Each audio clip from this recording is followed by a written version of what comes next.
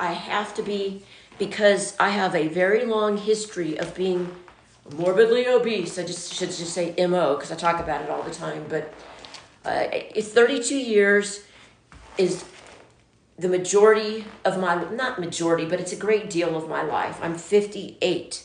And for 32 years, I tried actively to lose weight. And sometimes I would, and usually I wouldn't. And when I did, I always put it back on. You know how worthless that made me feel? To year after year. And then I had my husband, who was putting me down all the time, calling me worthless to my face and saying, no man would ever want you, and you're a 2-ton tuna, just all these awful things. And then all he did was make me go and binge. That's how I dealt with emotional pain, was binge. So he made it worse.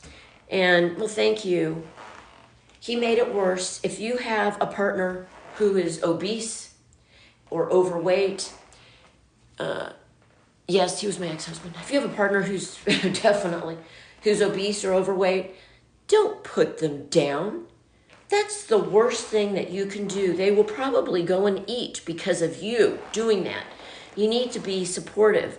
If I had a husband who was very obese, I would be as supportive as I could be. I would get on the same page as him and say, well, thank you. And I would say, thank you very much. I would say, what can I do to help you? Is there anything I can do? Do you know why you're struggling so much? I would try to be supportive so that they felt heard and supported, not cut them down. I mean, what an idiot to do that. You don't cut people down. And there's this thing called loyalty, which not everybody is so good at. But when someone is loyal to me, I am even more loyal, and I'm just talking, but I'm very loyal to people that are good to me and loyal to me. Well, all he ever did was put me down and tell me what a bad, worthless person I was. And despite truly loving him, you can only take so much of that, you just can't take anymore. And my hair started to fall out. I felt sick. I kept having this thing where I didn't have any energy, kind of like I have now, but where I couldn't even get up off the couch. And I was pretty young. So I was too young for that crap. But anyway, you get what you give is how I feel. And I wish I knew then what I know now. I would have never married someone like that. Sometimes you can't, I just didn't have any experience with men. And I was so naive and ignorant and just, I don't know, everybody can say that. I know. Anybody that's my age can look back and say, oh, I wish I hadn't been so naive. And, yeah, but my mistakes cost me dearly. My mistakes really cost me. Not everybody's mistakes cost them so much. So, yeah, that's just the way life is. But I always fantasize about having a do-over in life, and there's not going to be a do-over for me.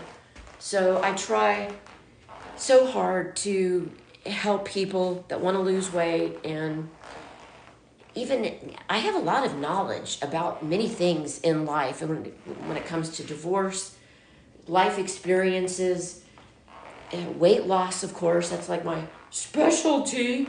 And if I could do things over again, and if I was in heaven and I was going to be born to a person, I would never want to be born as someone who struggled so significantly with their weight.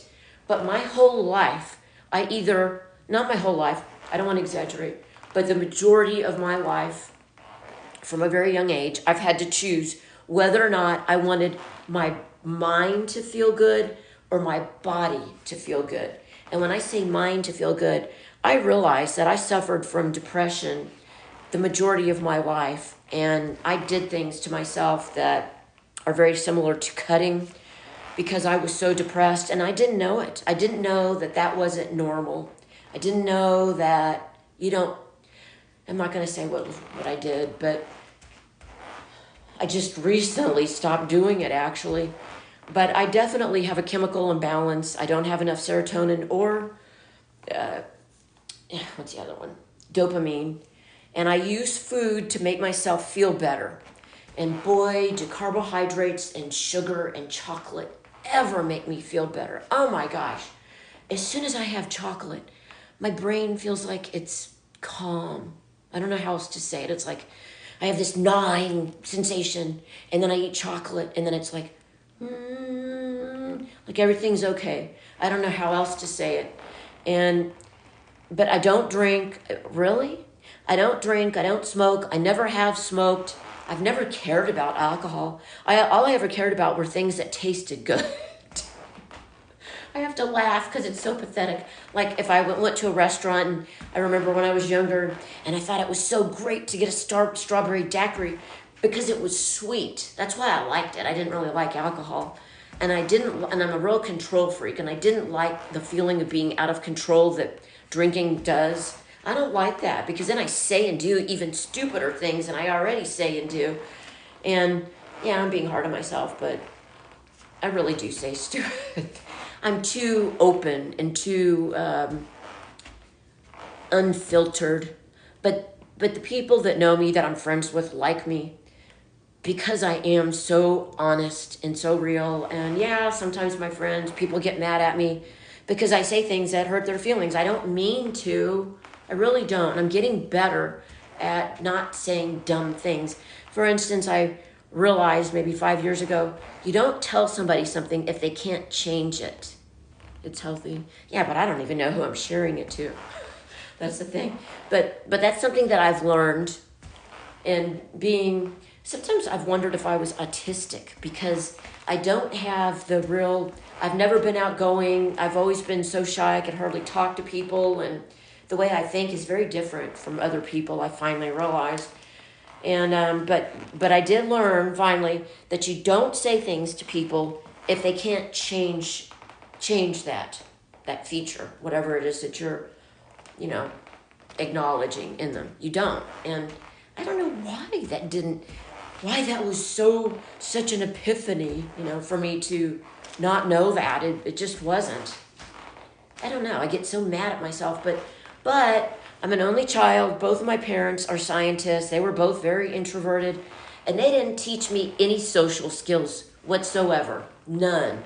I remember walking to elementary school in Houston, and I remember walking, and I was in, I think I was in second or third. I think I was in second grade, maybe third. And see, I'm real precise. I don't like to say things unless I know I'm 100% correct. But anyway, I was walking to elementary school, and I remember seeing these people that I knew come the other direction, and I remember looking at them and saying hello to them in my mind. And to me, that was acknowledging them. And do you think I was very popular? I have to laugh. No, everybody thought that I'd be real outgoing, and I wasn't. I didn't talk. And it was only to a few select my girlfriends, that I talked to. But, I would whisper. And we would only share secrets by whispering and talk whispering. So, and then if I had to say something in class, I'd never raise my hand, of course. But if I had to say something in class, if I had to, I would turn beet red, and I would start sweating, and I would be red for a long time, and I would hate it that I would turn red. And I've done that my whole life. I still turn red when I'm embarrassed. Now, I'm not I don't get embarrassed like I used to, of course, but still, who wants everybody and his brother to know you're so embarrassed that you turn beet red? I hated that. So I'm just an extreme introvert is pretty much what it is. And it's a curse. It really is.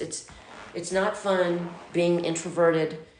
People don't understand. I'm not, I remember in school, junior high, is when people started saying that I was stuck up and conceited. That was the word they used in the 80s. They said, she's conceited, because I was pretty when I was younger. But then to have that combination of being that pretty and that shy,